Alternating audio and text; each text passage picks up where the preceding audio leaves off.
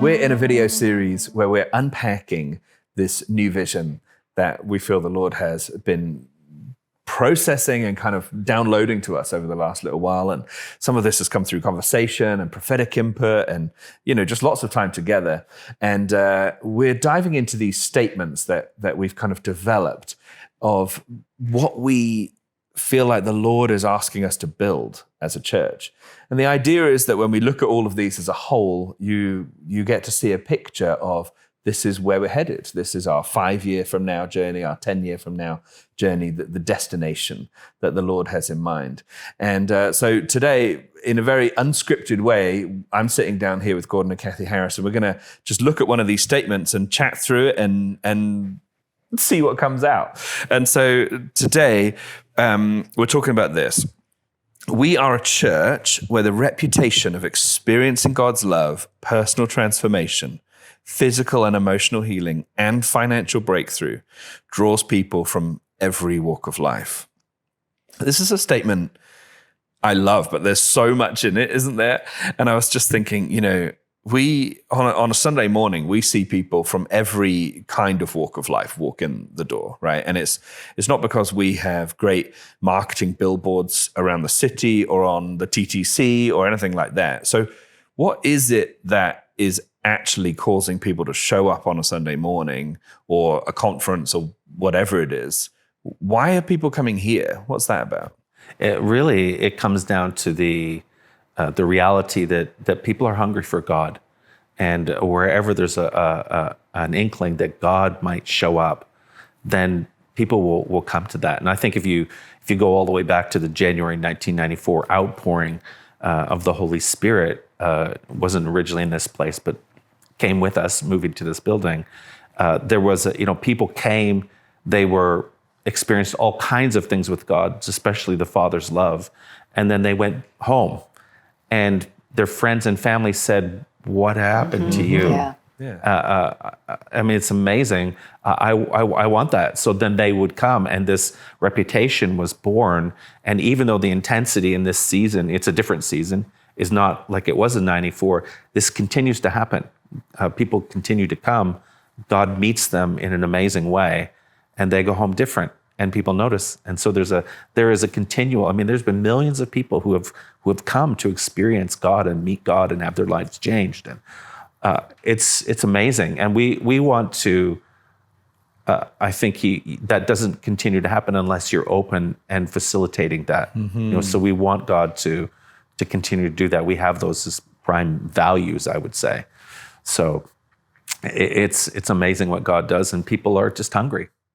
It's interesting to me to think that experiencing God, like you said, that the experiential nature of God is so attractive, and people will be drawn to that.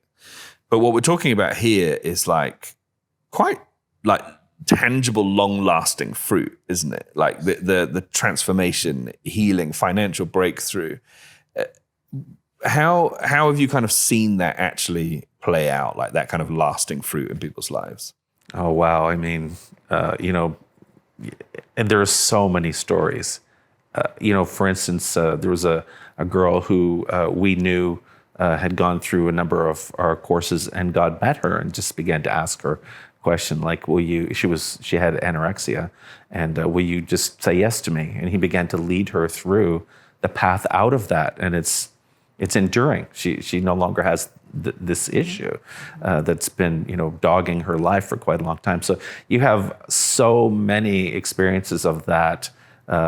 People who were tyrants, and then they met the Father in His love, and they go home and their children are like, "Mom, will you tell Dad to stop crying and apologizing?" And and months and years later, it's still there's a transformation that's happened, and it changes everything. Yeah, and I think about our very own Sandra Long. She gave a testimony last week, and she described herself, how she was, and how I didn't know her when she first arrived here, but she describes herself as, I hid behind my bangs kind of and hoped that no one would see me and notice me.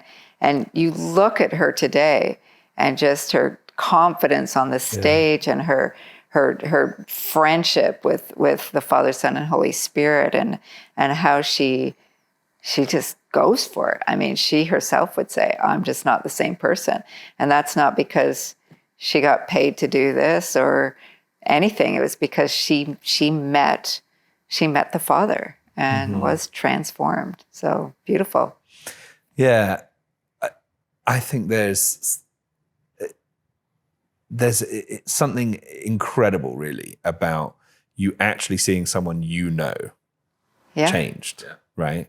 Someone has been set free, and where you've seen the evidence of their life before, and now you're seeing the evidence of something real happening, not just a tingly feeling, but something real actually changing their life. And, there was a sociological study done by Margaret Paloma. You can probably still find it on the internet, but she did this a number of years ago. So she did a hard science kind of, look at what's happening here. And, over time, people had dramatic change and it stuck. So, it's not just, as you say, it's not just like tingly feeling. It's things actually are happening. Sometimes we don't know what it is, how it is, but down the line you can see, I'm not the same person I was before.